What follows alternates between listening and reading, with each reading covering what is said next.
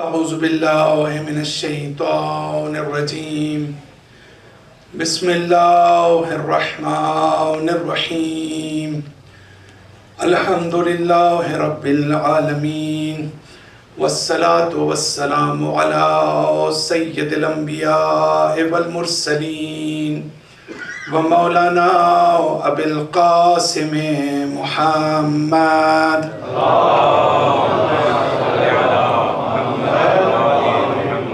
ثم الصلاة والسلام على أهل بيته الطيبين الطاهرين المعصومين أما بعد فقد قال الحكيم في كتابه المجيد وفرقانه الحميد بسم الله الرحمن الرحيم قل إنما أعظكم بواحدة ان تقوموا للہ مثنى وفرادا ثم تتفکروا وما بصاحبکم من جنۃ صلوات پڑھتے ہیں۔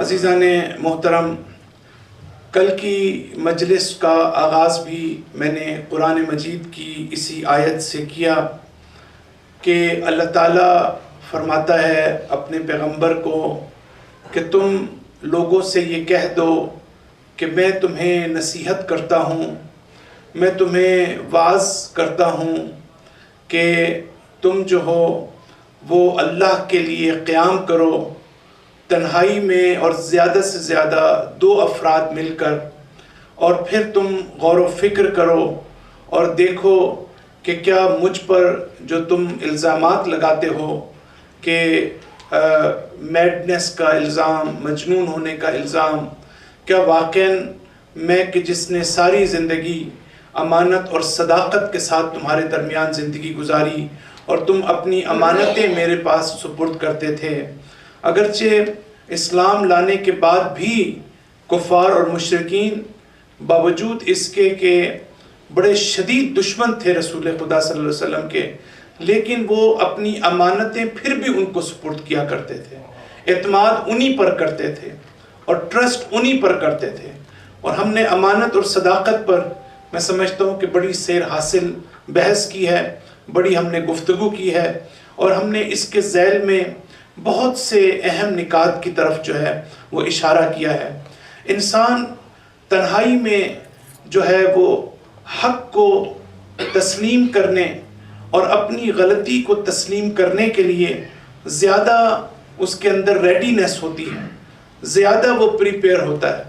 اگر 4 آدمیوں کے درمیان ہم بیٹھے ہوں اور کسی شخص کو ہم ایکیوز کر رہے ہوں کہ تمہاری یہ غلطی ہے، تو وہ کبھی بھی اس کو ایکسیپٹ نہیں کرے گا، وہ اپنی انسلٹ سمجھے گا، وہ اپنی توہین سمجھے گا۔ یہی وجہ ہے کہ قرآن اس انتہائی باریک نقطے کی طرف اشارہ کرتا ہے کہ تم اگر تنہائی میں اپنے بارے میں سوچو گے، اپنی غلطیوں کے بارے میں سوچو گے، اپنی مسٹیکس کے بارے میں تم غور و فکر کرو گے، تو تم اس پوزیشن میں بہتر طور پر آ سکو گے کہ تم اپنے آپ کو حقیقی معنی میں ایویلویٹ کر سکو اور اپنے آپ کو ریوزٹ کر سکو، اور یہ دیکھ سکو کہ واقعاً وہ کون سا مقام ہے کہ جہاں تم نے کہیں مسٹیک کی ہے، کہیں غلطی کی ہے۔ تو یہ ٹروتھ فلنس کی ہم نے جو بات کی تھی، اس میں بھی یہی بات تھی کہ جتنی ہماری لڑائیاں ہوتی ہیں، جنگیں ہوتی ہیں، اختلافات ہوتے ہیں فیملی لیولز کے اوپر خاص طور پر، اگر دونوں ٹروتھ فلنس ہوں تو جب ٹروتھ فل انسان بن جاتا ہے، جب انسان میں یہ صلاحیت پیدا ہو جاتی ہے، جب اللہ تعالیٰ انسان کو یہ توفیق دیتا ہے کہ اس کے اندر صداقت کا پہلو آ جاتا ہے، تو پھر اس کے لیے اپنی غلطی کا اعتراف کرنا کوئی مشکل نہیں ہوتا۔ یہ غلطی کا اعتراف کرنا وہاں مشکل ہوتا ہے کہ جہاں انسان کے اندر صداقت نہیں ہوتی، جہاں انسان کے اندر ٹروتھ فلنس نہیں ہوتی۔ لہٰذا آپ نے ان مجالس میں بھی دیکھا کہ قرآن کی ہر آیت میں بڑی ڈیپتھ ہے، بڑی گہرائی ہے، اور ہمارے لیے بہت سی چیزیں نصیحتوں کی اور درس اور لیسن حاصل کرنے کی۔ اگر ہم اپنی عمومی زندگی کے اندر قرآن مجید کو اور قرآن کی تفسیر سے متعلق جو اہل بیت علیہ السلام کی ٹیچنگز ہم تک پہنچی ہیں، اگر ہم اپنی زندگی میں اس کو غور کریں تو آپ یقین کریں کہ آپ نہ صرف ضروری نہیں کہ ہم ہمیشہ ہر چیز کو ثواب کے کانٹیکسٹ میں دیکھیں. یہ صحیح نہیں ہے کہ ہم یہ دیکھیں کہ قرآن پڑھا ہے تو ہمیں ثواب ملے گا، اہل بیت کا نام لیا ہے تو ہمیں ثواب ملے گا.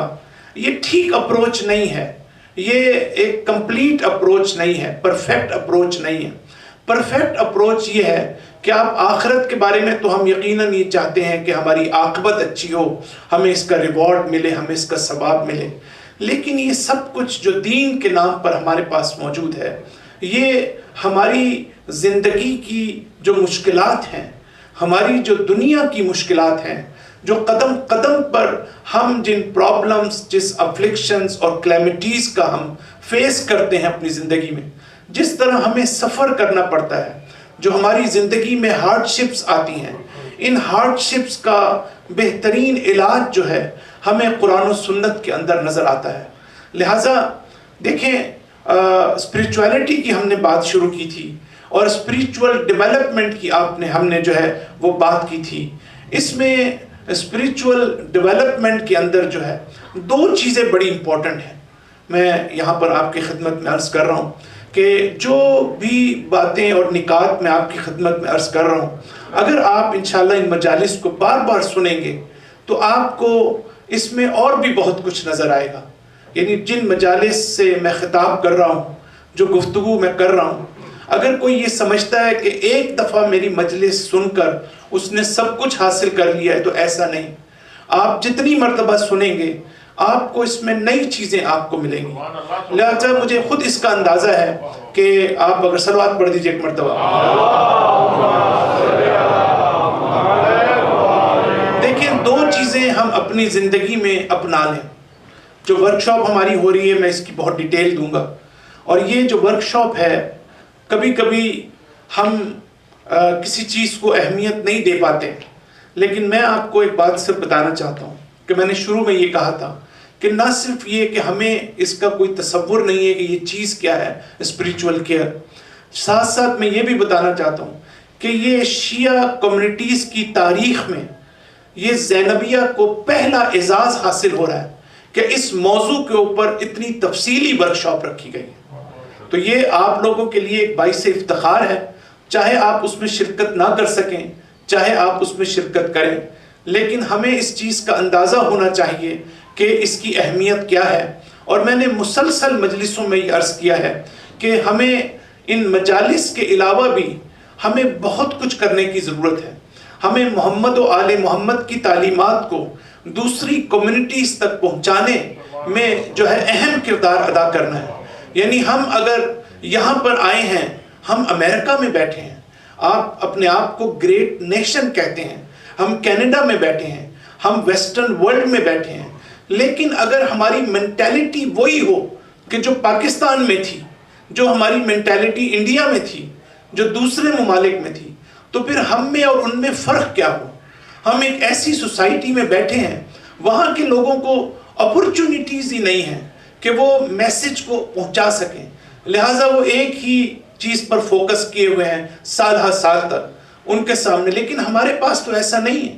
یہ جو ٹائم اینڈ سپیس ہے، جو کنٹمپریری ریئلٹیز ہیں، جو چینجز جو آتی ہیں اس زمانے میں زمان و مکان کے لحاظ سے، یہ بڑی امپورٹنٹ ہوتی ہیں ہماری اسٹریٹجیز کو ڈیولپ کرنے میں، ہماری پلاننگ کو ڈیولپ کرنے کے اندر.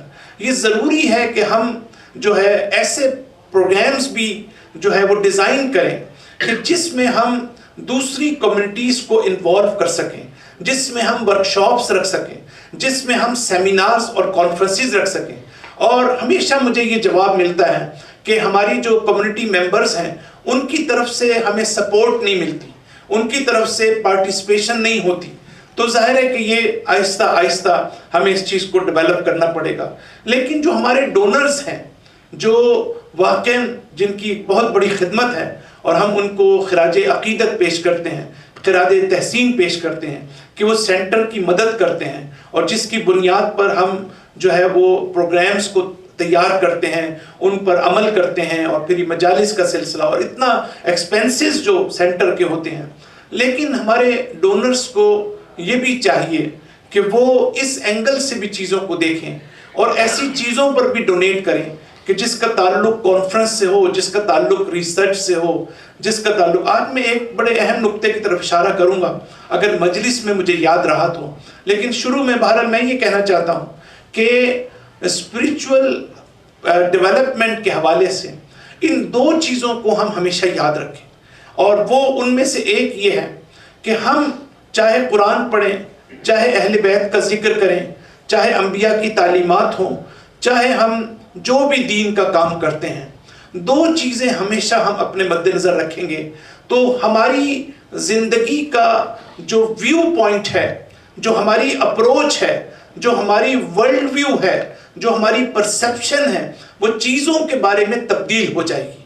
دین کے حوالے سے جس طرح ہمیں استفادہ کرنا ہے، ہمیں اس کا اندازہ ہونا شروع ہو جائے گا.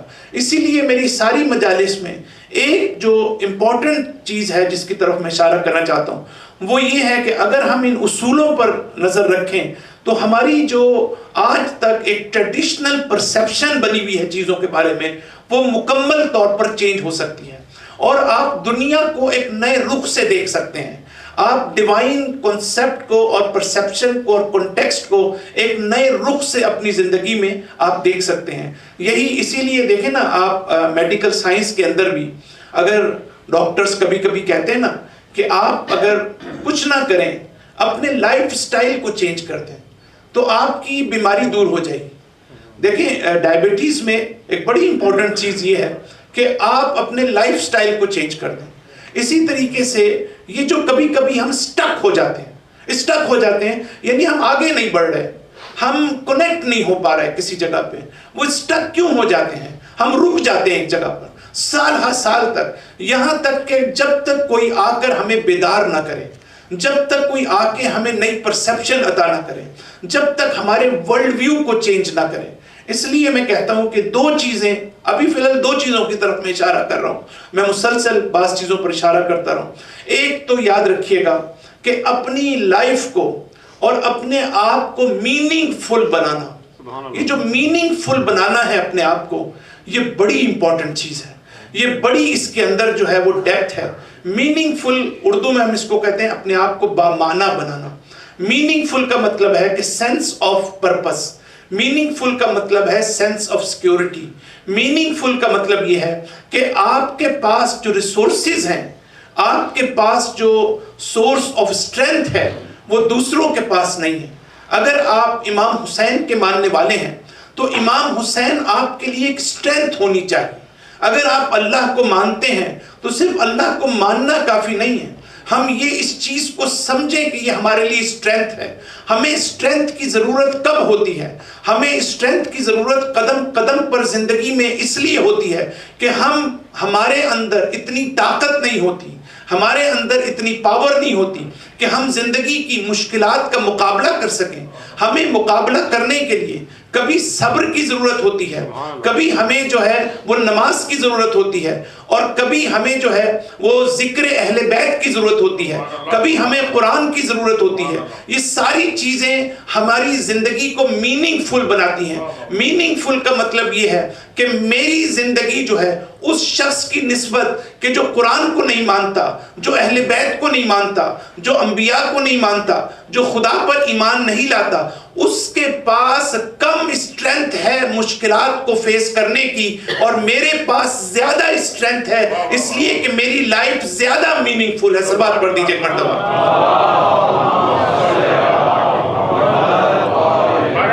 خدا ختم الانبیاء بلندر صلوات.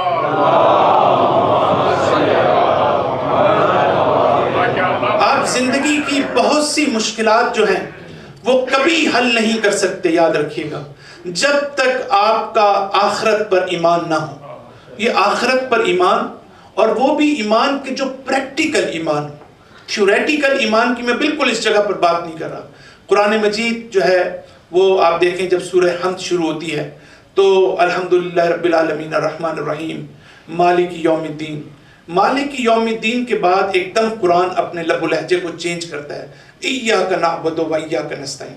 وہ خدا جو ایز اے تھرڈ پرسن ہے اب وہ فرسٹ اور سیکنڈ پرسن کے طور پر ہے.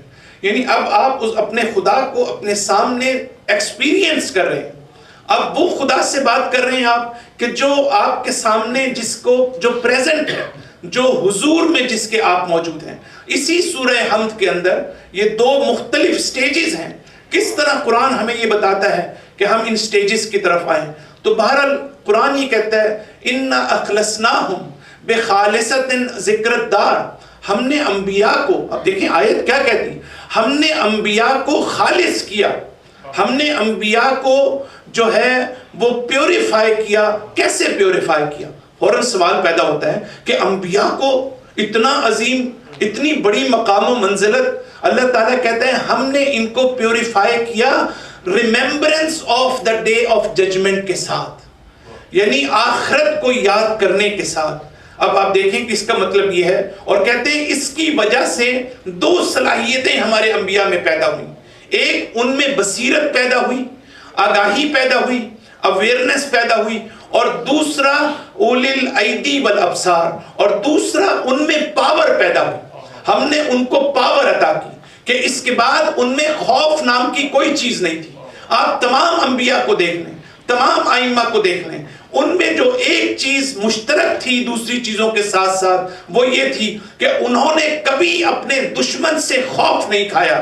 دشمن سے خوف نہ کھانے کی ایک وجہ یہ ہے کہ انسان کو اگر اپنی عاقبت پر اور اپنی آخرت پر پورا یقین ہو، اس پر ایمان ہو، اور انسان آخرت کو یاد کرتا ہو، تو اس کے اندر یہ دو صلاحیتیں پیدا ہوتی ہیں جو انسان کی اسٹرینتھ ہے، جو انسان کی پاور ہے، اور جو انسان کے اندر میننگ فلنس جو ہے اس میں اضافہ کرتے ہیں. سب بات پڑھ دیجیے ایک مرتبہ.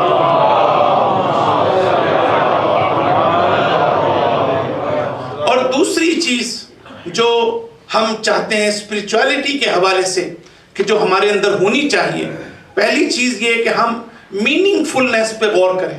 بہت کم وقت ہے، میں زیادہ تفصیل میں نہیں جانا چاہتا. دوسری چیز یہ ہے کہ ہم جب قرآن کو دیکھتے ہیں، جب ہم توحید کو دیکھتے ہیں، جب ہم آخرت کو دیکھتے ہیں، جب ہم نبوت کو دیکھتے ہیں، جب ہم امامت کو دیکھتے ہیں، جب ہم دینداری کی بات کرتے ہیں، تو ہمارے جو سٹیج ہے یا لیول ہے، ہمارے اسپریچول لیول یا ہماری جو سول ہے، جو ہمارا ہارٹ ہے، اس کی دو کیفیات ہوتی ہیں. بہت توجہ کیجیے گا. ایک تو آپ کو فرض کریں کوئی چیز ملتی ہے، فرض کریں آپ کو بڑی خوبصورت گاڑی مل جاتی ہے، تحفے میں مل جاتی ہے، انعام میں مل جاتی ہے، اور آپ کو بڑا اچھا گھر مل جاتا ہے، بڑی اچھی جاب مل جاتی ہے، تو وہاں پر آپ خوش ہوں گے. یہ خوشی تو آپ کو ہوگی. لیکن ایک خوشی وہ ہوتی ہے جو آپ کو، اس لفظ پہ صرف اشارہ چاہوں گا کہ آپ توجہ کیجئے، جو آپ کو اپ لفٹ کر دے، جو آپ کو ایلیویٹ کر دے. اگر آپ کو ایلیویٹ کرتی ہے کوئی چیز، یعنی آپ میں ٹرانسنڈنٹل آسپیکٹ ہونا چاہیے. ہم اپنی زندگی میں کس طرح ٹرانسینڈ کر سکتے ہیں اپنے آپ کو. اس کا مطلب یہ ہوا کہ جب ہمارا رابطہ ہمارے خدا سے ہوتا ہے تو ہم اپنے آپ کو اپ لفٹڈ سمجھتے ہیں. لیکن جب مجھے یاد ہے کہ ایک وائٹ وومن تھی، جب میں اسپریچول کیئر اس کو پرووائڈ کر رہا تھا، جو اس کی ٹیکنیکس ہوتی ہیں، تو میں نے اس کو ایک کوشچن ہے جو ہمیشہ ہم پوچھتے ہیں کہ جو فیلنگز اور ایموشنز پر بیس ہوتا ہے. جب میں نے بہت اس کے اوپر ورک کیا تو میں نے اس سے ایک سوال کیا، اور بڑا انٹرسٹنگ سوال تھا. میں نے کہا how do you feel now? تو آپ کو پتہ ہے اس نے کیا جواب دیا؟ آئی فیل اپ لفٹڈ. یہ بہت، جب آپ اپ لفٹڈ فیل کرنے لگیں، جب آپ یہ سمجھنے لگیں کہ آپ کا تعلق ایک ہائر پاور سے ہو گیا، آپ کا کنیکشن ایک ہائر پاور سے ہو گیا. یہ جو ٹرانسینڈنٹل آسپیکٹ ہے، جس کو تعالی یا متعالی کہا جاتا ہے عربک کے اندر، یہ ہے وہ چیز کہ ہم کس طرح پیدا کر سکتے ہیں. یہ کافی نہیں ہے کہ ہم فرض کریں کہ علموں کی زیارت کرتے ہیں، لیکن ہمارے اندر ہم اپنے آپ کو جو پرفیکشن ہے یا اپ لفٹڈ ہونا ہے، ہم وہ احساس ہمارے اندر نہ ہو. یہ احساس پیدا کرنے کی ضرورت ہے کہ ہم کنیکٹڈ ہیں امام حسین سے. اس کا مطلب ہے ہمارے اندر یہ فیلنگ ہے کہ ہم جو ہے ہائر لیول سے وابستہ ہو چکے ہیں. جب انسان ہائر لیول پر وابستہ ہو جاتا ہے، اس سورس تک انسان اپروچ کرتا ہے، تو پھر زندگی کی مشکلات اس کی کوئی اہمیت نہیں رکھتی. سبات پڑھ دیجئے ایک مرتبہ. تو میں نے کل کی مجلس میں نے یہ عرض کیا کہ اگر ہم نیگلیجنس سے نکلنا چاہتے ہیں، اگر ہم غفلت سے نکلنا چاہتے ہیں، اگر ہم خواب غفلت سے نکلنا چاہتے ہیں، اگر ہم اپنے نفس کی بیماریوں کو پہچاننا چاہتے ہیں، تو ہمارے لیے ضروری ہے کہ ہم اپنے گناہوں کا مطالعہ کریں، اس کو اسٹڈی کریں، دیکھیں کہ واقعاً ہمارے گناہ جو ہیں وہ کیا ہیں. اور اس کے بعد ہم نے یہ کہا کہ حق کیسے ہو سکتا ہے کہ میں اپنے گناہوں کا مطالعہ کروں. سب سے پہلی چیز یہ ہے کہ انسان سیکر آف ٹروتھ ہو. اپنی زندگی میں انسان ایسا ہونا چاہیے کہ جو منصف ہو، جو انصاف کا دامن ہاتھ سے نہ چھوڑے. یعنی زندگی میں ہمیں ایسا اپنے آپ کو تیار کرنا چاہیے کہ لوگ بھی ہمیں یہ کہیں کہ یہ آدمی جو ہے بڑا انصاف پسند ہے. علی ابن ابی طالب امیر المؤمنین فرماتے ہیں کچھ چیزیں جو ہیں بڑی عجیب ہوتی ہیں. یہ جو عدل اور حق ہے، عدالت اور حق، امیر المومنین فرماتے ہیں کہ جب آپ اس پر بات کرنا چاہیں تو آپ اتنا وسیع ہے اس کا دائرہ کہ آپ اس کو ایکسپینڈ کرتے رہیں. آپ ساری عمر اس پر تقریریں کرتے رہیں اس کے اوپر، لیکن آپ کی وہ تقریریں ختم نہیں ہوں گی. حق پر بات کر رہے ہیں جیسے ہم نے باتیں کی، لیکن جب آپ عمل کرتے ہیں اس کے اوپر، جب عمل کا وقت آتا ہے تو اس سے زیادہ نیرو چیز کوئی نہیں ہے، اس سے زیادہ تنگ چیز کوئی نہیں ہے کہ جس کا دائرہ اتنا تنگ ہے اور اتنا مشکل ہے زندگی میں حق پر عمل کرنا. جتنا بولنا آسان ہے اتنا عمل کرنا آسان نہیں. بعض چیزوں میں بولنا آسان ہے، عمل کرنا بھی آسان. بعض چیزوں میں گفتگو کرنا آسان ہے، عمل کرنا تھوڑا مشکل ہے. لیکن جب حق اور عدالت کی بات آتی ہے، اور جب ٹروتھ اور جسٹس کی بات آتی ہے، اور جب ہم کو اپنی انڈیویجول لائف میں، اپنی کمیونٹی لائف میں، اپنی فیملی لائف میں جب جسٹس کو امپلیمنٹ کرنا پڑتا ہے، تو یہ دنیا کا مشکل ترین کام ہے. لیکن اگر آپ عدل پر بات کرنی چاہیں تو دنیا کا آسان ترین موضوع یہ ہے کہ آپ عدل و انصاف پر بات کریں، آپ حق و عدالت پر بات کریں. صلوات پڑھ دیجئے ایک مرتبہ. اور پھر دوسری چیز یہ ہے کہ معرفت نفس، بڑا ہی امپورٹنٹ نقطہ میں نے کل اٹھایا تھا کہ دیکھیے نفس کی معرفت اسی طرح کی معرفت ہے، انڈرسٹینڈنگ ہے، نالج ہے، اویئرنیس ہے، جس طرح دنیا کے تمام سبجیکٹس جو یونیورسٹی میں پڑھائے جاتے ہیں، ان کے ذریعے سے ہم کسی نہ کسی چیز کو ایکسپلور کرتے ہیں.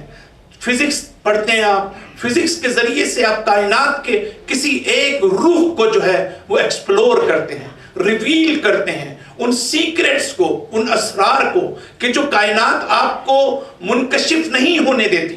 کائنات نہیں چاہتی کہ آپ اس کے اسرار سے واقف ہوں، لیکن آپ محنت کرتے ہیں، آپ جد و جہد کرتے ہیں، آپ کوشش کرتے ہیں، آپ علم حاصل کرتے ہیں. اس علم کے ذریعے سے آپ میں پاور پیدا ہوتی ہے، آپ کے ہاتھ میں طاقت آتی ہے، آپ کے ہاتھ میں ٹولز آتے ہیں، اور ان ٹولز کے ذریعے سے، ان پرنسپلز کے ذریعے سے آپ اس کائنات کو شکست دے دیتے ہیں. اسی طرح نفس جو ہے، جس کو احادیث کے اندر عالم صغیر کہا گیا ہے، یاد رکھیے گا کہ اس دنیا کو جو ہے وہ انسان کبیر کہا گیا ہے، اور جو نفس ہے اس کو عالم صغیر کیا. کیوں عالم صغیر کہا گیا ہے؟ کیوں اس کو جو ہے وہ ایک چھوٹی دنیا کہا گیا ہے؟ اس لیے کہ انسان کے باہر کی دنیا میں، یعنی اس پورے عالم میں اللہ تعالیٰ کی ذات اور اللہ تعالیٰ کی صفات، اس کے جلوے ہر جگہ پر موجود ہیں، اس کی علامات ہر جگہ پر موجود ہیں. وہ ساری چیزیں جو اس کائنات میں پھیلی ہوئی ہیں، جو ساری چیزیں جو اس کائنات میں سکیٹرڈ ہیں، وہ سب کی سب اللہ یہ کہنا چاہتا ہے کہ وہ سمٹ کر نفس انسانی میں آ چکی. تو اس کا مطلب یہ ہے کہ جس طرح سے ہمیں باہر کی دنیا کو سمجھنا ہے، اس طرح سے ہمیں اپنی اندرونی دنیا کو بھی سمجھنا ہے. اور یہی وجہ ہے کہ اللہ تعالیٰ کے حدیث میں ہے کہ من عرف نفسا فقد عرف ربہ. جس نے اپنے نفس کو پہچان لیا اس نے اپنے رب کو پہچان لیا، اس لیے کہ اس کے نفس میں سب وہ چیزیں موجود ہیں جو اللہ کی شناخت کے لیے ضروری ہیں، جن میں سے ایک یہ ہے کہ اگر انسان اپنی احتیاج کو سمجھ جائے، اگر انسان اپنی نیڈ کو سمجھ جائے، قرآن یہ کہتا ہے کہ وَأَنْتُمُ الْفُقْرَاءُ إِلَى اللَّهِ، اے انسان یا ایھا الانسان انتم الفقراء إِلَى اللَّهِ، تم اللہ کے سامنے فقیر ہو، تم اللہ کے سامنے محتاج ہو۔ فقیر ہونے کا مطلب یہ ہے، محتاج ہونے کا مطلب یہ نہیں ہے کہ ہم اللہ تعالیٰ سے کھانا مانگنا چاہتے ہیں، اللہ تعالیٰ سے رزق مانگنا چاہتے ہیں، بلکہ قرآن یہ کہتا ہے کہ انسان اپنے پورے وجود کے ساتھ اللہ تعالیٰ کا محتاج ہے۔ اس کو ایگزسٹینشل پاورٹی کہتے ہیں۔ یہ وہ ہے کہ جب انسان اپنے نفس پر غور کرتا ہے پھر اس کو پتہ لگتا ہے کہ میں قدم قدم پر اللہ کا محتاج ہوں، قدم قدم پر میں اللہ تعالیٰ کا نیاز مند ہوں، لہٰذا وہ اللہ کی معرفت حاصل کرتا ہے۔ صلوات پڑھ دیجئے ایک مرتبہ۔ حبیب خدا ختم الانبیاء بلند تر صلوات۔ یہی وجہ ہے کہ دعائے عرفہ کے اندر آپ یقین کریں، کب پتہ نہیں میرے پاس موقع ہوگا کہ میں آپ کی خدمت میں دعائے عرفہ کی شرح کر سکوں، اس کی وضاحت کر سکوں۔ امام حسین علیہ السلام کی جو دعا ہے، اگر آپ اس دعائے عرفہ پر واقعاً غور کریں، اتنا گہرا عرفان اس کے اندر موجود ہے کہ جب تک آپ نے برس ہا برس فلسفہ نہ پڑھا، جب تک آپ نے برس ہا برس تک ٹرانسینڈنٹل فلسفی نہ پڑھی ہو اور آپ مسٹسزم کے ماہر نہ ہو، آپ اس دعائے عرفہ کو سمجھ نہیں سکتے۔ اور کربلا کی بنیاد اگر کوئی دیکھنا چاہتا ہے، اگر کربلا میں امام حسین کی عظمت ہمیں نظر آتی ہے، اگر ہمیں کربلا میں امام حسین کا نقطہ عروج ہمیں نظر آتا ہے، تو اس کی وجہ، اس کی بنیادیں اسی دعائے عرفہ میں موجود ہیں۔ اگر کسی نے دعائے عرفہ کو نہیں دیکھا اور امام حسین کے اس اسپریچول سٹیٹس کو اور اس اسپریچول مقام کا آپ کو نہیں پتا، تو آپ کو کبھی سمجھ نہیں آئے گی کہ کربلا کے میدان میں کیا ہو رہا ہے۔ کس طرح ممکن ہے کہ امام حسین مقام تسلیم پر موجود ہے، مقام رضا پر موجود ہے؟ ہمیں سمجھ نہیں آ سکتی کہ جو جو وقت شہادت قریب آ رہا تھا، امام حسین کا چہرہ نورانی تر ہوتا جا رہا تھا۔ یہ کون سی عظمت تھی، یہ کون سی قوت تھی، یہ کون سی طاقت تھی؟ اس کو سمجھنے کے لیے دعائے عرفہ کا سمجھنا ضروری ہے۔ صرف ایک جملہ اپنے اس سے بحث سے مربوط میں عرض کرنا چاہتا ہوں، اور اس دعا کا ایک حصہ میں بتانا چاہتا ہوں۔ جو دوسرا حصہ ہے وہ اتنا عرفانی ہے اور اتنا فلسافیکل ہے کہ اس کو سمجھانے کے لیے مجھے پھر پورا 1 گھنٹہ لگے گا، لہٰذا میں بتاتا ہوں کہ امام کیا فرماتے ہیں۔ امام کہتے ہیں انا فقیر فی غنائی، کہ میں فقیر ہوں، میں محتاج ہوں اپنے غنا میں۔ کیا مطلب اس کا؟ کہ جو چیز ہمیں دی ہے اللہ تعالیٰ نے، دیکھیں میں آپ کو مثال دیتا ہوں تاکہ ہمیں سمجھ آئے کہ اگر کوئی چیز ہمارے پاس موجود ہو، فرض کریں آپ کے پاس گاڑی ہے، تو میں آپ سے کہوں کہ کیا آپ گاڑی کے محتاج ہیں؟ آپ کہ نہیں، میں تو محتاج نہیں ہوں، میرے پاس تو گاڑی موجود ہے۔ میں آپ کو کہتا ہوں کہ آپ کے پاس جو ہے اتنی آپ کی انکم ہے، آپ کہیں گے ہاں میرے پاس اتنی انکم ہے، ایسی میری جاب ہے، تو میں کہوں گا کیا آپ اس کے محتاج ہیں؟ آپ کہیں گے محتاج کیا ہوتا ہے؟ امام حسین یہ نہیں کہتے۔ امام حسین کہتے ہیں کہ پروردگارا، جو کچھ میرے پاس ہے میں اس میں بھی تیرا محتاج ہوں، میں اس میں بھی تیرا نیاز مند ہوں، میں اس میں بھی تیرا۔ دیکھیں اس طرح سے انسان اپنے رب کے ساتھ جب آپ کا کنیکشن ہوتا ہے تو جو چیزیں آپ کو نظر آ رہی ہوتی ہیں، جو سمجھتے ہیں آپ اس کے مالک ہیں، لیکن جب آپ میں عارفانہ بصیرت پیدا ہوتی ہے تو اس میں بھی آپ یہ سمجھتے ہیں کہ قدم قدم پر میں اس چیز کا محتاج ہوں۔ اس لیے کہ اگر اللہ تعالیٰ ہمیں نعمت دیتا ہے تو ہمیں شاید اس کا احساس ہو، لیکن ہمیں اس کا احساس نہیں ہوتا کہ نعمت کا دینا کافی نہیں ہے، بلکہ اس نعمت کا ہمارے لیے باقی رہنا بھی ضروری ہے۔ اور اللہ تعالیٰ ہمیں صرف نعمت دیتا نہیں ہے، بلکہ اللہ تعالیٰ کی بلیسنگ میں ایک یہ بھی ہے کہ وہ اس نعمت کو ہمارے پاس باقی بھی رکھتا ہے۔ صلوات پڑھ دیجئے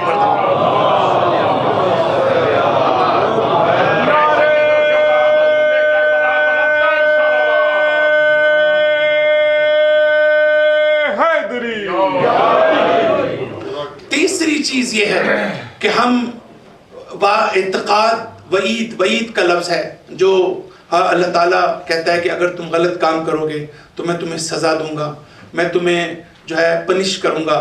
اس پنشمنٹ اور جو قیامت میں جو عذاب کا تذکرہ ہے، اس کے اوپر جب تک ہمارا پختہ یقین نہ ہو، ایک تو وہ ہے نا جو ہم سنتے رہتے ہیں نظر انداز کر دیتے ہیں. دیکھیں ہم سب کا، میں بھی آپ کے ساتھ شامل ہوں، میں آپ سے بالکل الگ نہیں ہوں، نہ یہ میں جو ایک اسٹائل ہے کہ اتھارٹیٹیو میرا اسٹائل نہیں ہے، اگرچہ ظاہراً لگتا بھی ہو، یعنی میں خود بھی اس کے اندر شامل ہوں کہ ہم اگر گناہ کرتے ہیں کہیں بھی کسی بھی جگہ پر اور ہمیں پتہ ہے کہ ہم گناہ کرتے ہیں، اس کی وجہ یہ ہے کہ ہمارا جزا و سزا پر ایمان نہیں. یہ ہو نہیں سکتا کہ ہمارا جزا و سزا پر ایمان ہو اور ہم جو ہے وہ کہیں پر گناہ کریں. تو یہ تیسری چیز ہمارے لیے ضروری ہے. میں نے کل اسی کے ذیل میں آپ کی خدمت میں عرض کیا تھا کہ جو اخلاقی گناہ ہے یہ وہ گناہ ہے کہ جس کو ہم بری طرح سے اگنور کرتے ہیں اور ہم اس کو نظر انداز کرتے ہیں. ضرورت اس بات کی ہے کہ ان مجالس کے ذریعے سے ہم جو شرعی گناہ ہے، جو فقہی گناہ ہے، جن حرام اور حلال کا ہمیں اندازہ ہے کیا ہے، ایک وہ ہے، ایک اخلاقی گناہ ہے، اور شاید وہ حرام اور حلال کے اس میں آتا ہے یا نہیں آتا، لیکن وہ آپ کے نفس پر منفی اثر ڈالتا ہے، آپ کی روح کو جو ہے وہ اس پر ڈسٹرکشن کا باعث بنتا ہے روح کے لیے. تو یہ اخلاقی گناہ میں نے مثالیں دی تھیں، آج میں 2-3 مثالیں اور دینا چاہتا ہوں کہ آپ دیکھیں کہ شرعی طور پر آپ کو اس کا جواز حاصل ہے، آپ کے لیے ٹھیک ہے.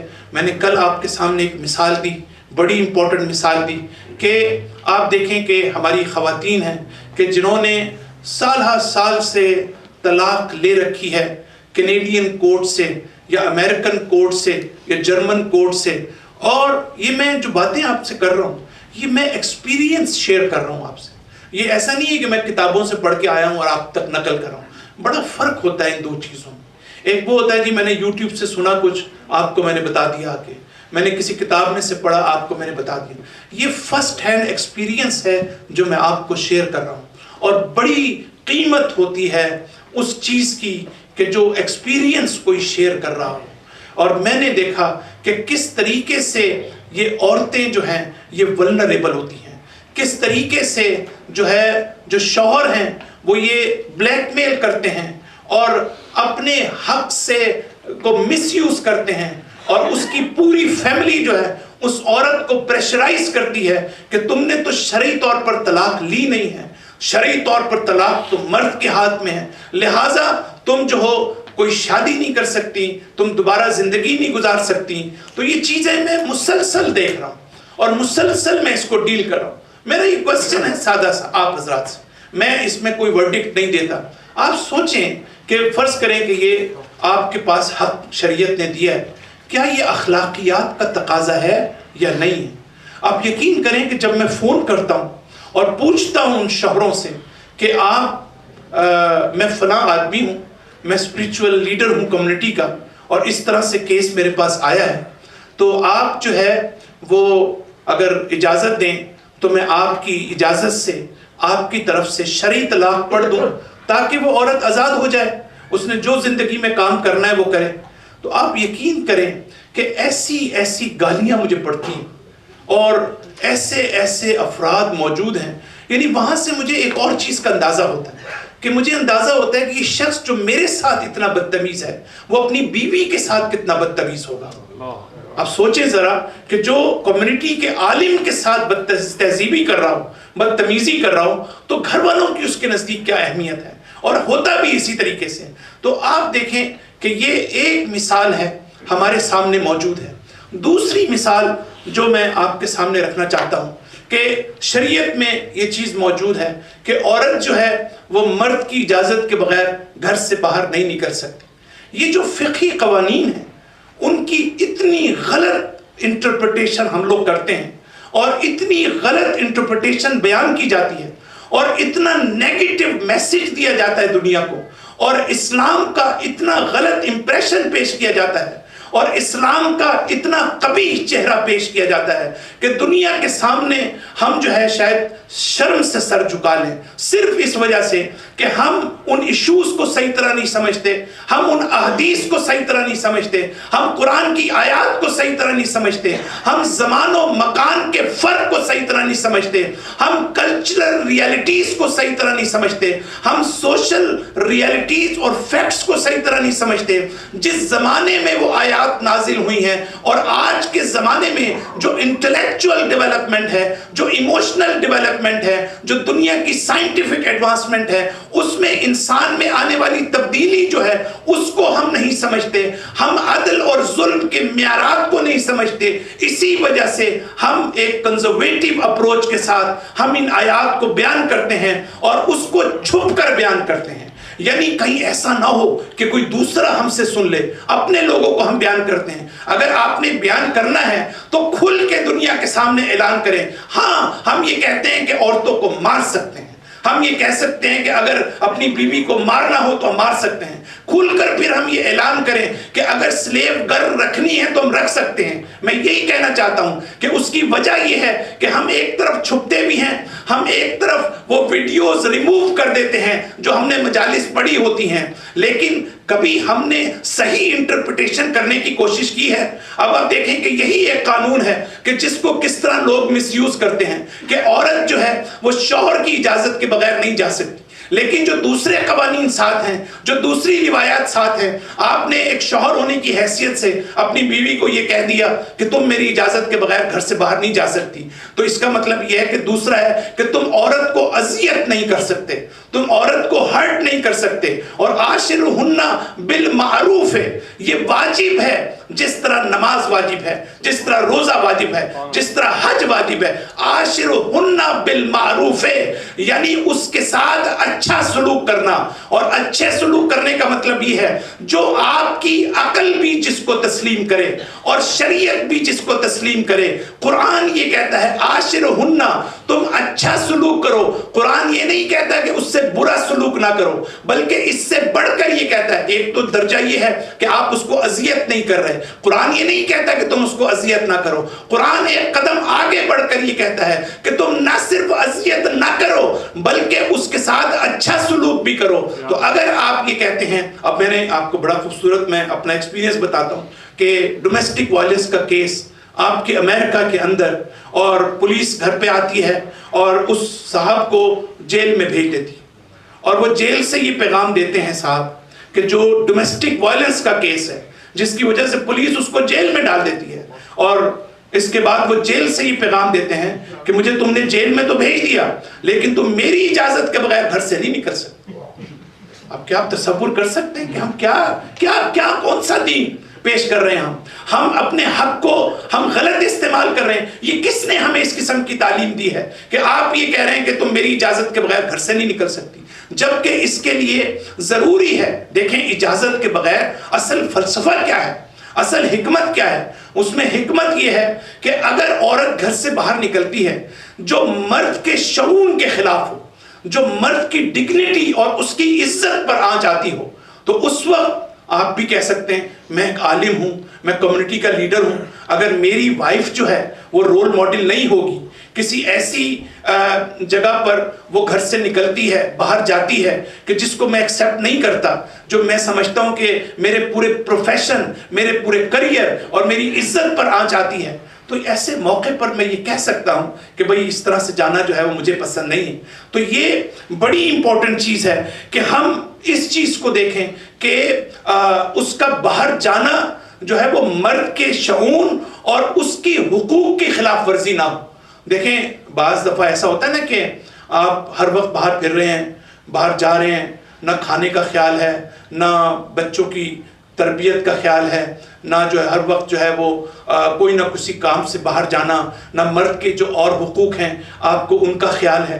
جب آپ کو ان کا خیال نہیں ہے تو آپ کو، اب ایک چیز میں سانس میں آئی ہے زبان پہ، پاکستان کی میں بات کر رہا ہوں، ہندوستان کی میں بات کر رہا ہوں، ہماری جو بہنیں ہیں، ہماری جو خواتین ہیں، ہمارے گھر کی میں خواتین کی بھی بات کر رہا ہوں، وہ مجلسیں ہیں، محرم ہیں، دن رات صبح ہوتی ہے 8 بجے، وہ چادر پہنتی ہیں، ایک مجلس 2 منٹ کے لیے گھر میں آتی ہیں، پھر تیسری مجلس، پھر چوتھی مجلس، دن میں 8 سے 10 مجلسیں انہوں نے کرنی، اور لٹرلی شوہر جو ہیں وہ شکایت بھی کرتے ہیں کہ نہ ان کو گھر کا کوئی خیال ہے، نہ ان کو کوئی کھانے پکانے کی کوئی فکر ہے، ابھی گھر آئیں تھوڑی دیر بیٹھیں، اس کے بعد دوسری مجلس میں چلی گئیں، اس کے بعد تیسری مجلس میں چلی گئیں۔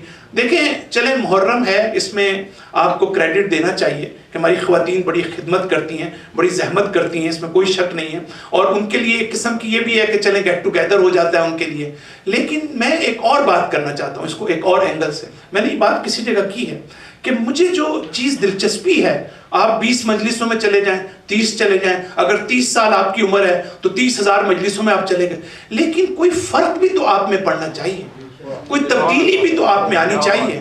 یہ سارا کچھ کرنے کے بعد آپ پھر بیٹھے غیبت کر رہے ہیں، سارا کچھ کرنے کے بعد پھر آپ سب وہی کام کر رہے ہیں، تو جب ذرہ برابر تبدیلی نہیں آ رہی اور اصلاح نہیں ہو رہی تو یہ کیا ہو رہا ہے سب کچھ؟ تو یہ صلوات پڑھ دیجئے ایک مرتبہ۔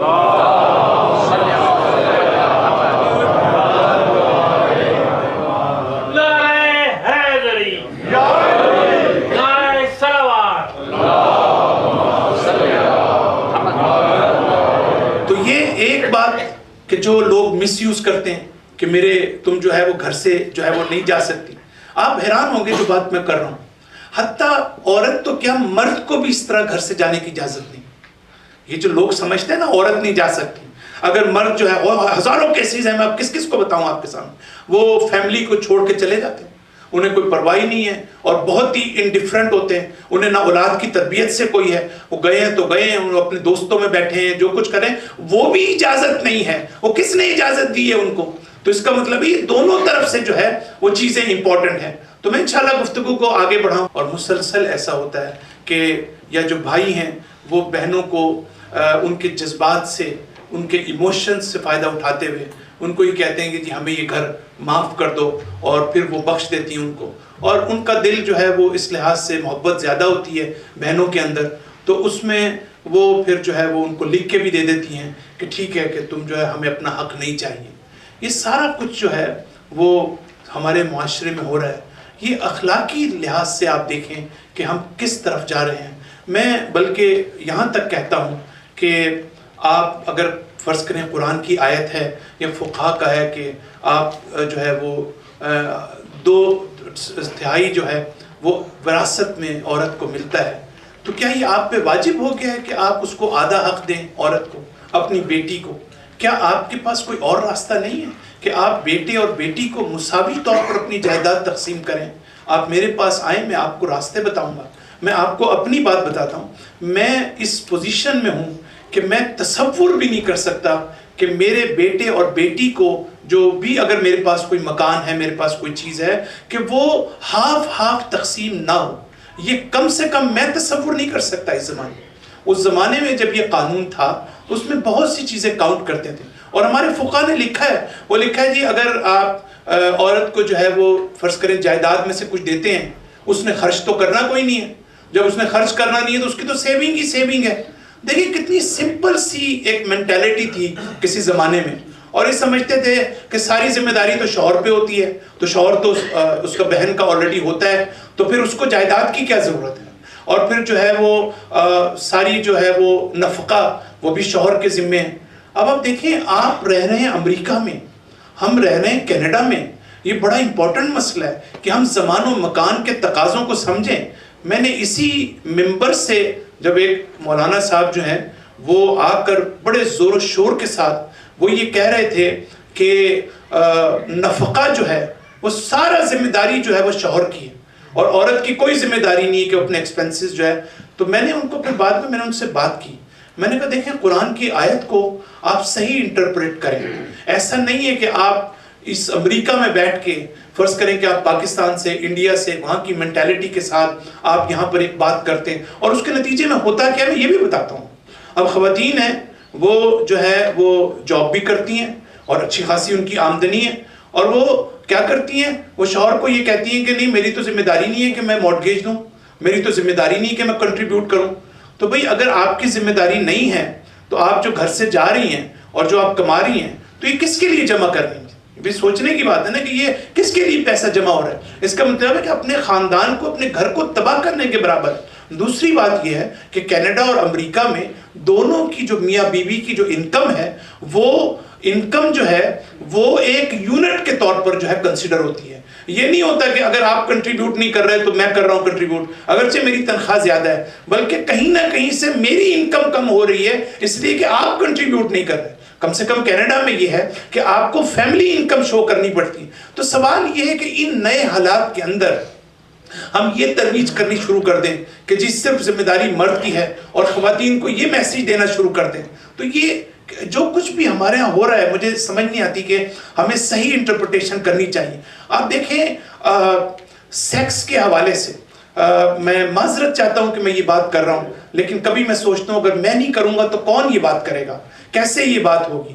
دیکھیں ہمارے ہاں ہمیشہ ہم یہ سنتے ہیں، روایات میں بھی ہے، فقہاء کا فتویٰ بھی ہے کہ اگر مرد اپروچ کرے تو بیوی پر واجب ہے کہ اس کے سامنے تسلیم ہو اور جو ہے وہ سیکچول ریلیشن شپ کے لیے.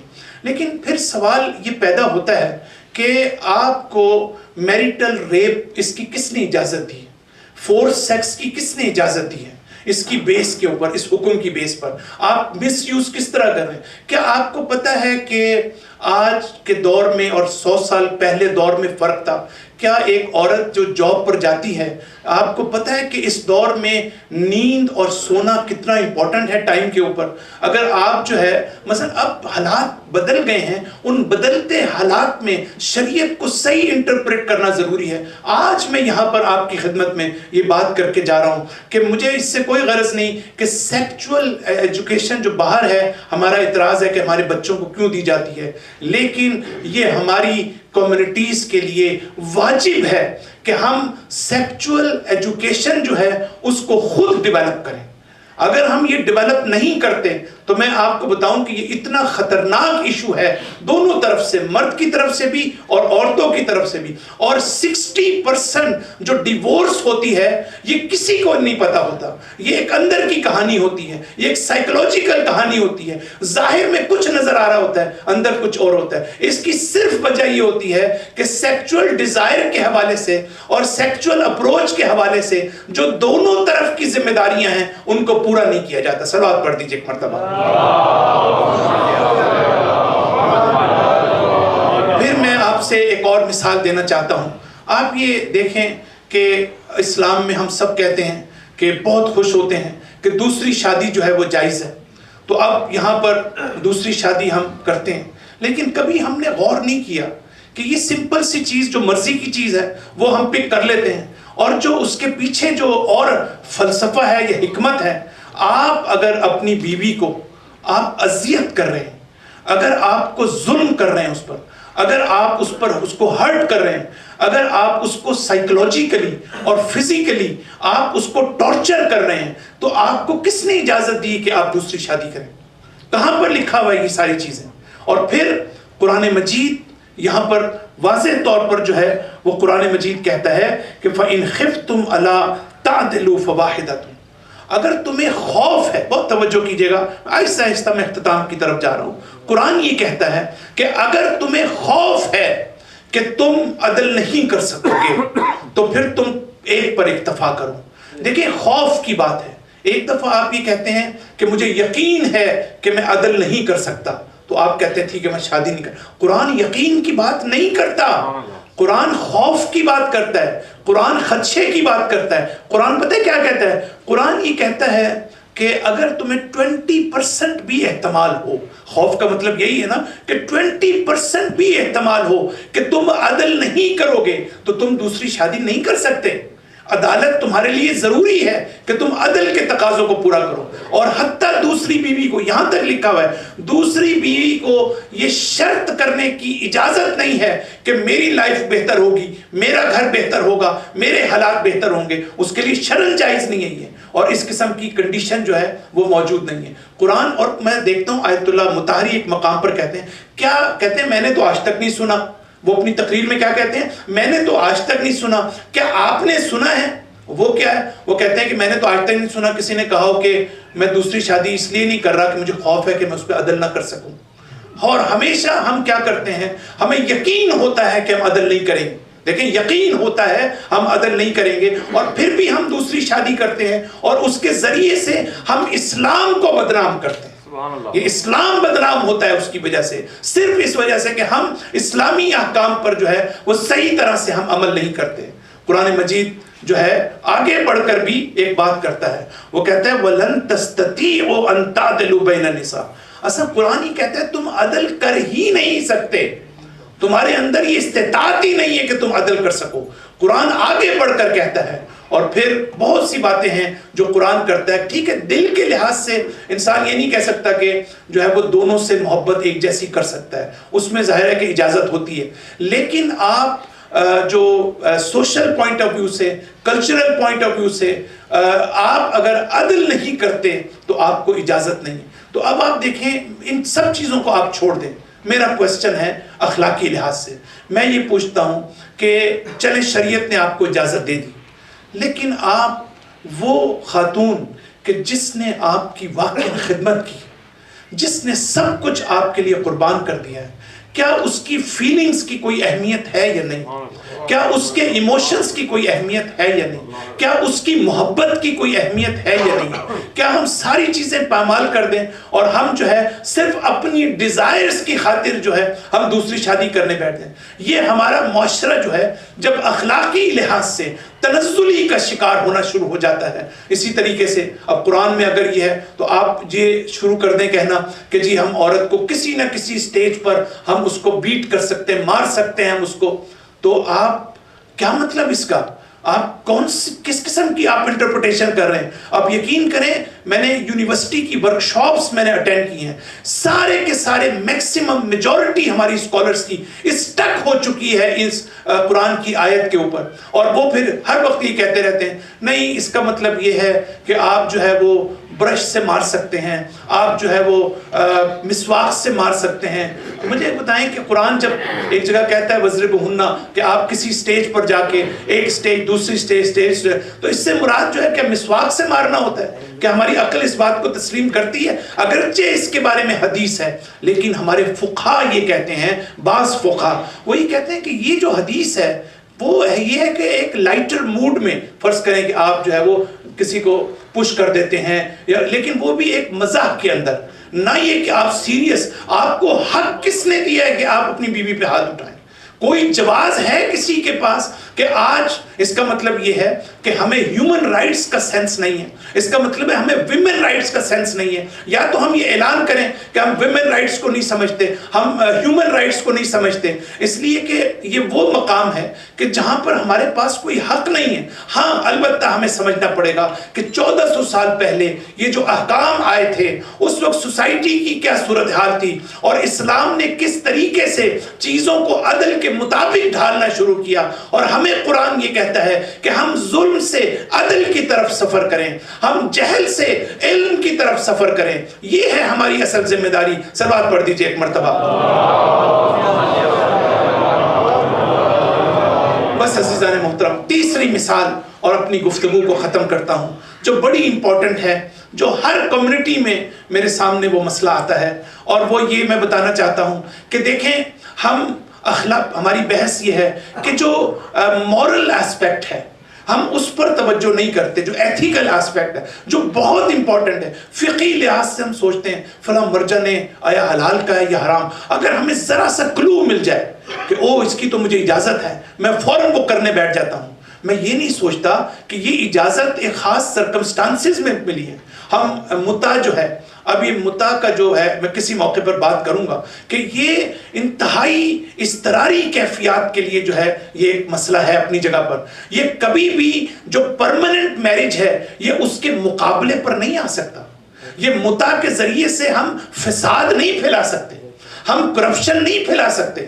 یہ بڑا امپورٹنٹ اصول ہے جس کو سمجھنے کی ضرورت ہے۔ لیکن بہرحال میں اس مقام پر یہ کہنا چاہتا ہوں کہ فرض کرتے ہیں کہ اس وقت ایک ایشو جو ہمارے نوجوانوں میں ہے اور ہماری سوسائٹی کا ایشو ہے، اور وہ یہ ہے کہ ہم فرض کریں کہ یہ جو ٹیٹو ہم اپنے ہاتھ میں بنواتے ہیں، تو یہ بنیادی طور پر کیا میسج ہے اور ہمارا حکم کیا ہے اس میں؟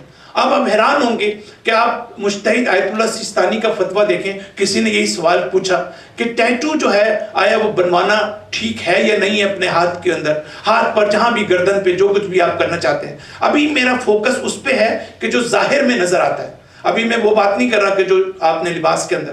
تو انہوں نے ایک بات کی ہے، چھوٹی سی بات کی ہے، کہا ہے کہ فی نفسہ لا اشکال فیہ، یہ جواب ہے، یعنی فی نفسہ اس میں کوئی حرج نہیں۔ یہ فی نفسہ کا کیا مطلب، میں اس کو وضاحت کرنا چاہتا ہوں۔ ہم کس طرح فتووں کو غلط طور پر سمجھتے ہیں اور فتووں کو غلط طور پر کنوے کرتے ہیں۔ جب مجتہد یہ کہتا ہے کہ فی نفسہ اس میں کوئی حرج نہیں ہے، اس کا کیا مطلب ہے؟ اس کا مطلب یہ ہے کہ اگر دنیا، بہت توجہ کیجئے گا، آخری نقطہ ہے میرا، اگر دنیا اور ما فیہا سے آپ الگ ہو جائیں، آپ تنہا ہیں، دنیا میں کسی سے رابطہ نہیں ہے، کوئی سوشل ریلیشن آپ کے نہیں ہے، کوئی آپ کے کنیکشن نہیں ہے، کوئی کلچرل لائف آپ کی نہیں ہے، کوئی کلیکٹیو لائف آپ کی نہیں ہے، آپ ایک کمرے میں بیٹھے ہوئے ہیں اور آپ جو ہے وہ خود پیئرسنگ کر رہے ہیں بیٹھ کے، آپ پیئرسنگ کرتے رہے، آپ اپنی باڈی کو ایک حد تک، اس سے زیادہ اپنی باڈی کو ہرٹ نہیں کر سکتے، یہ یاد رکھیے گا۔ یہ تمام مجتہدین کا فتویٰ ہے کہ آپ اپنے آپ کو ہرٹ کرنا حرام ہے، اپنے جسم کو ہرٹ کرنا، نقصان پہنچانا حرام ہے۔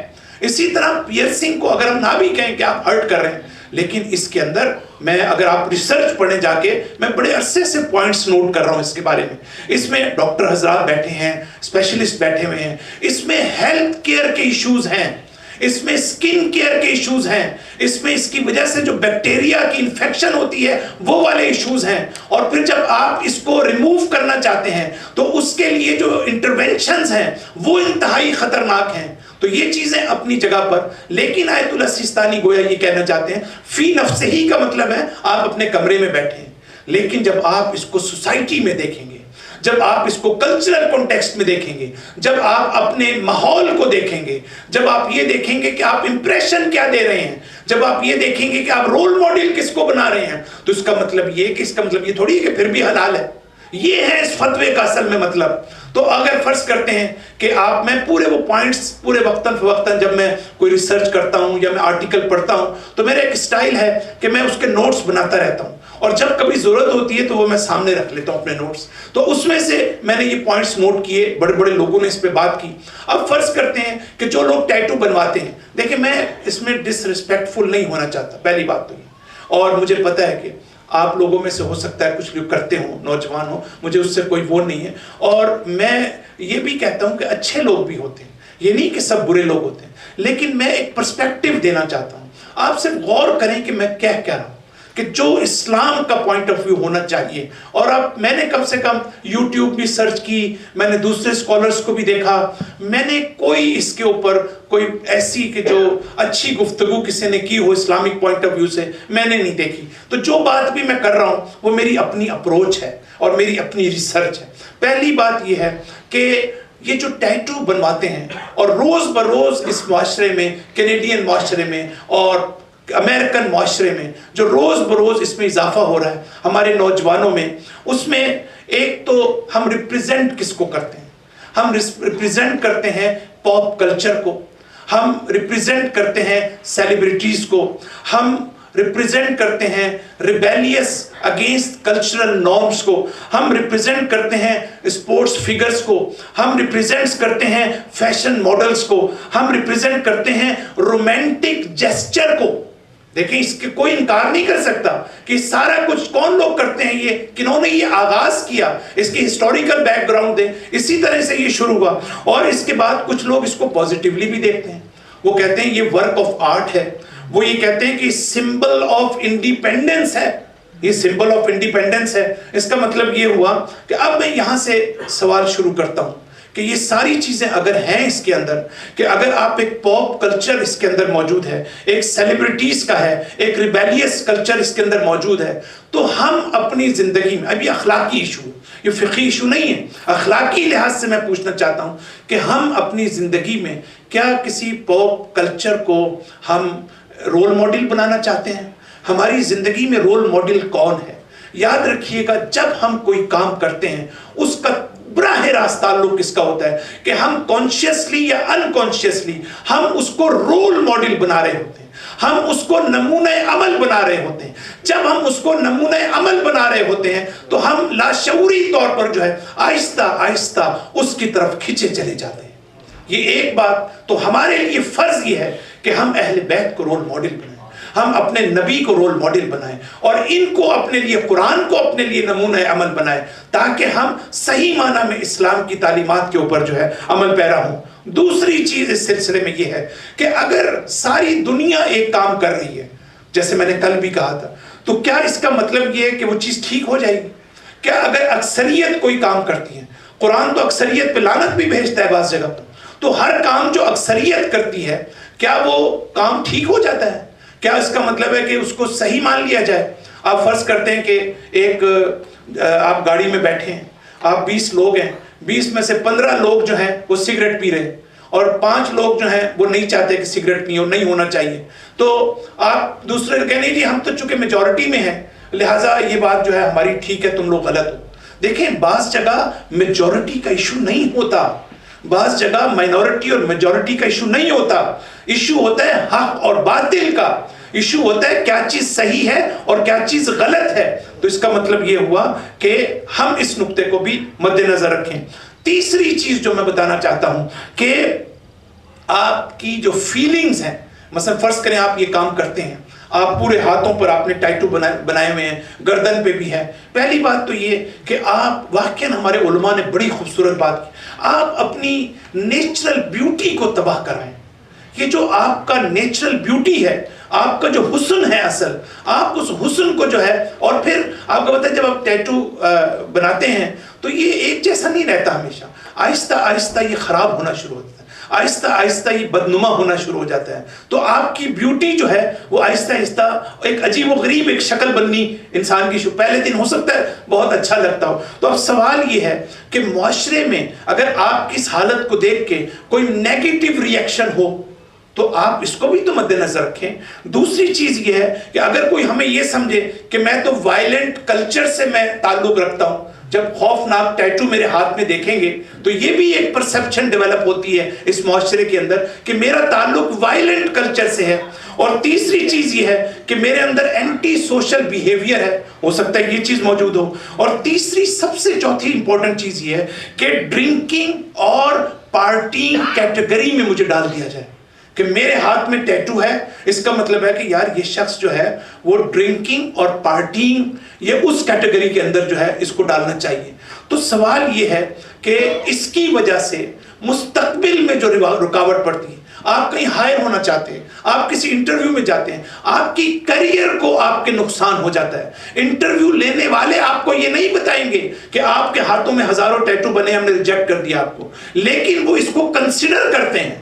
یہ امپورٹنٹ چیز ہے اس لیے کہ اس سے آپ کی شخصیت کا اندازہ ہوتا ہے، اس سے آپ کے رجحانات کا اندازہ ہوتا ہے، اس سے آپ کی اپروچ کا اندازہ ہوتا ہے، اس سے آپ کی پرسنالٹی کا پتہ چلتا ہے۔ تو کیا ہمیں اپنا کیریئر عزیز ہے یا ہمیں اپنا کیریئر عزیز نہیں ہے؟ اور پھر ہم دعویٰ بھی تو کرتے ہیں، ہم کلیم بھی تو کرتے ہیں کہ ہم مسلمان ہیں۔ سوال یہ کہ کیا ہم اپنے کلیم کو انڈرمائن کریں؟ کیا ہم اپنے کلیم کو جو دعویٰ کرتے ہیں ہم اس کو کیسے ثابت کریں گے؟ ایک طرف ہم نے اپنا حلیہ ایسا بنایا ہوا ہے اور دوسری طرف ہم کہہ رہے ہیں ہم مسلمان ہیں، ہم اہل بیت کو ماننے والے ہیں۔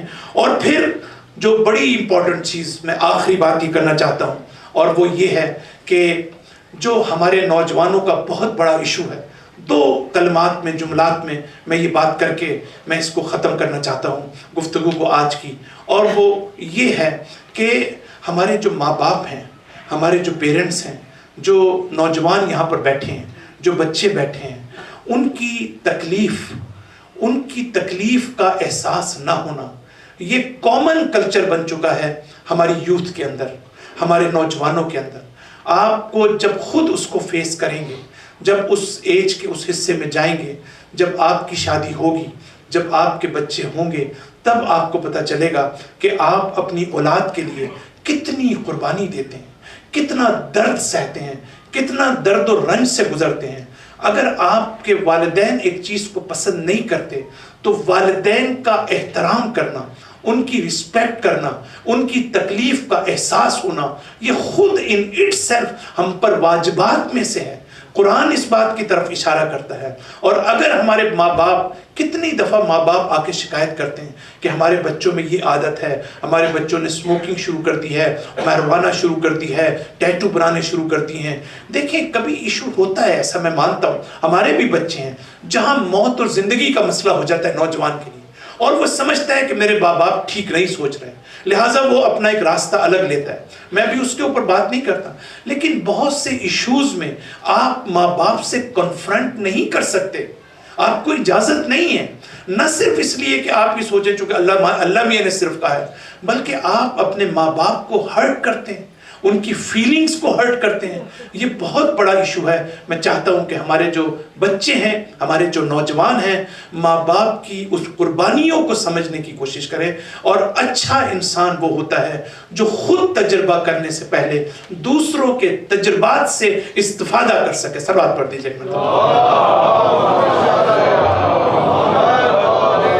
بس عزیزان محترم، یہ ساری چیزوں کا تعلق جو ہے وہ ہماری معرفت سے ہے، ہماری آگاہی سے ہے۔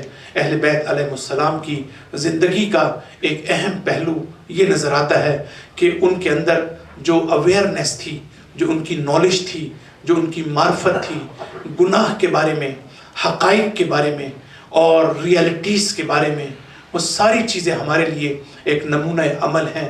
آج ہم ذکر کرتے ہیں اس عظیم ہستی کا کہ جب امام حسین علیہ السلام یہ قافلہ آگے کی طرف بڑھ رہا تھا، عزدار التاریخ یہ بتاتی ہے کہ امام حسین کو تھوڑی دیر کے لیے نیند آ گئی، اور جب وہ عالم غنودگی سے باہر نکلے تو آپ کی زبان مبارک پر یہ کلمات تھے، اِنَّ لِلَّهِ وَإِنَّا إِلَيْهِ راجعون۔ جوان فرزند علی اکبر ایک مرتبہ چوک پڑے، بابا کے پاس گئے، بابا آپ اِنَّ لِلَّهِ وَإِنَّا إِلَيْهِ راجعون آپ نے کیوں کہا؟ بابا یہ کلمہ استرجاع آپ کی زبان مبارک سے کیوں جاری ہوا؟ عزادارو یہ علی اکبر کی معرفت تھی، اور علی اکبر نے جب یہ سوال کیا تو امام حسین نے جواب دیا، بیٹا میں نے عالم خواب میں دیکھا ہے کہ ایک ہاتف یہ آواز لگا رہا ہے کہ ایک قافلہ بڑی تیزی کے ساتھ آگے بڑھ رہا ہے، اور موت اتنی تیزی کے ساتھ اس کا تعاقب کر رہی ہے۔ یہ سننا تھا کہ جوان فرزند علی اکبر ایک مرتبہ تڑپ گیا اور کہا کہ بابا کیا ہم حق پر نہیں ہیں؟ اولسنا علی الحق، کیا ہم حق پر نہیں ہیں؟ بیٹا ہم کیوں نہیں، ہم حق پر ہیں۔ تو کہا کہ بابا اس سے کیا فرق پڑتا ہے کہ موت ہم پر آن پڑے یا ہم موت پر آن پڑے؟ عزادارو یہ مقام تھا علی اکبر کا، لیکن یہی علی اکبر کہ جب صبح عاشور علی اکبر کی آذان سے عاشور کا آغاز ہوا تو یہ وہی وقت تھا کہ جب بیویوں نے اپنے بالوں کو کھول لیا۔ عزادارو ہم نے رخصت کا احوال سنا کہ قاسم کیسے رخصت ہوئے، اون و محمد کیسے رخصت ہوئے، اور دوسرے ابو الفضل عباس کیسے رخصت ہوئے، لیکن عزادارو علی اکبر کی رخصت کا حال یہ تھا۔ تاریخ یہ بتاتی ہے کہ جب علی اکبر رخصت ہونے لگتے ہیں تو خیمے کا پردہ کبھی اٹھتا تھا کبھی گرتا تھا، کبھی اٹھتا تھا کبھی گرتا تھا، اور بیویوں نے چاروں طرف سے علی اکبر کو گھیر رکھا تھا اور یہ کہتی تھی کہ علی اکبر ہماری غربت پر رحم کھاؤ۔ عزادارو علی اکبر بیویوں کو خدا حافظی کرتے تھے تو ایک مرتبہ بہنیں لپٹ جاتی تھیں، بہنوں کو خدا حافظی کرتے تھے تو پھوپھیاں لپٹ جاتی تھیں، اور جب آخری مرتبہ خیمے سے نکلنے لگتے ہیں تو ایک مرتبہ دیکھتے ہیں کہ کسی نے علی اکبر کا دامن تھام رکھا ہے کہ گویا اس معصوم بچی نے علی اکبر سے یہ کہا کہ بھیا آپ مجھے کس کے سہارے چھوڑے جا رہے ہیں؟ عزادارو علی اکبر اپنے بابا کے پاس آتے ہیں، بابا مجھے اجازت دیجئے۔ عزادارو اجازت کا احوال ہمیں کربلا میں نظر آتا ہے کہ قاسم نے کس طرح اجازت لی، اون محمد نے کس طرح اجازت لی، عباس نے کس طرح اجازت لی، اصحاب نے کس طرح اجازت لی۔ عزادارو جب کسی نے اجازت لی لیکن حسین نے شروع میں کسی کو اجازت نہ دی، حسین کے لیے آسان نہیں تھا کہ وہ لوگ سب کو اجازت دیتے، لیکن آخر میں زبان سے اجازت لی۔ لیکن عزادارو تاریخ یہ بتاتی ہے جب جوان فرزند علی اکبر اپنے بابا سے اجازت لینے کے لیے یہ کہتے ہیں کہ بابا مجھے اجازت دیجئے میں میدان جنگ میں جاؤں گا، تو عزادارو تاریخ یہ بتاتی ہے، ارباب مقاتل یہ کی بجائے ایک مرتبہ اپنی نظروں کو جھکا لیا اور پھر علی اکبر کو اس طرح دیکھا کہ جس طرح ایک بوڑھا باپ اپنے اس بچے کو دیکھتا ہے مایوسی کے عالم میں کہ جس کے بعد اپنے بچے کو دیکھنا نصیب نہ ہوگا۔ عزادارو تاریخ یہ بتاتی ہے ثم ينظر الیہ نظر عائزن، ایک مرتبہ حسین نے علی اکبر کو ایسے دیکھا اور یوں لگتا تھا کہ حسین کی آنکھیں بند ہو رہی ہیں۔ عزادارو حسین نے علی اکبر کو اجازت دی، لیکن یہ پہلا موقع ہے کہ علی اکبر جب بڑھتے ہیں میدان کربلا کی طرف تو یہ ضعیف باپ اپنی کمر پر ہاتھ رکھ کر یہ کہہ کر علی اکبر کے پیچھے پیچھے چلتا ہے خدایا تو گواہ رہنا میں آج اس کو بھیج رہا ہوں جو صورت میں، جو سیرت میں، جو کردار میں، جو گفتار میں تیرا ہم شکل پیغمبر تھا۔ خدایا جب ہم اپنے پیغمبر کی زیارت کرنا چاہتے تھے تو ہم علی اکبر کی زیارت کر لیتے تھے۔ بس عزادارو علی اکبر کو میدان جنگ میں بھیجا اور ادھر حسین نے یہ بد دعا کی، اے عمر سعد خدا تیری نسل کو منقطع کرے جس طرح سے تو میرے بیٹے کو قتل کر رہا ہے۔ عزادارو تاریخ یہ بتاتی ہے علی اکبر نے صفوں کی صفیں پلٹ دی، شجاعت و بہادری کا ثبوت دیا، اور ایک مرتبہ علی اکبر واپس آتے ہیں اپنے بابا کے پاس، بابا مجھے پیاس لگی ہے، اگر پانی کی کوئی سبیل ہو۔ حسین نے کہا بیٹا میری زبان تجھ سے بھی زیادہ خشک ہے، انشاءاللہ تم اپنے جد کے ہاتھوں بہت جلدی سیراب ہوگے۔ بابا کی بات کا سننا تھا۔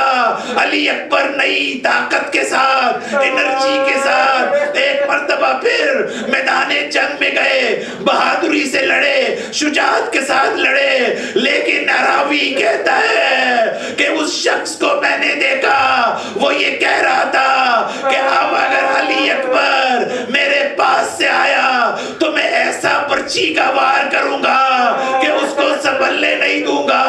ارے وہی ہوا جب علی اکبر پاس سے گزرے، وہ بے خبری میں اور چھپ کر ایسا پرچی کا وار کیا کہ علی اکبر گھوڑے پر توازن نہ رکھ سکتے تھے۔ عزادارو ارباب مقاتل یہ لکھتے ہیں کہ علی اکبر نے اپنی دونوں باہیں اپنے گھوڑے کے گلے میں ڈال دی اور یہ گھوڑا گھبرا کر فوج اشقیاء کی طرف لے گیا۔ عزادارو جتنی تلواریں تھی وہ علی اکبر پر برستی رہی۔ علی اکبر میدان کربلا میں آئے، ادھر حسین ایک مرتبہ تڑپ کر علی اکبر کی لاش پر پہنچایا۔ صحرائے کربلا میں علی اکبر کی یہ آخری آواز تھی، بابا آپ نے جو کہا تھا وہی ہوا، میں اپنے جد کے ہاتھوں سیراب ہو رہا ہوں۔ بس عزادارو ایک مرتبہ صحرائے کربلا میں حسین کی آواز بلند ہوئی، اے بنی ہاشم کے جوانوں آؤ میری مدد کرو، علی اکبر کی لاش اٹھاؤ۔ لکھنے والے یہ لکھتے ہیں ارے یہ بوڑھا باپ تھا، ارے یہ کمزور تھا، جوان بیٹے کی لاش نہیں اٹھا سکتا تھا، لیکن ہمارے علماء یہ بھی لکھتے ہیں کہ حسین میں ابھی طاقت تھی، حسین میں ابھی ہمت تھی، لیکن عزادارو حسین کیا کرتے، لاش کو ایک طرف سے اٹھاتے تھے تو دوسری طرف سے زمین پر گر جاتی تھی، دوسری طرف سے اٹھاتے تھے تو ایک طرف سے گر جاتی تھی، لاش کو اٹھا نہیں سکتے تھے۔ اے بنی ہاشم کے جوانوں آؤ میری مدد کرو۔ اللہ لعنت اللہ علی قوم الظالمین، سیعلم الذین ظلموا ایا منقلبون ینقلبون۔ والمؤمنات والمسلمین والمسلمات الاحیاء منهم والاموات تابع بیننا وبینهم بالخیرات انک مجیب الدعوات انک علی کل شیء قدیر۔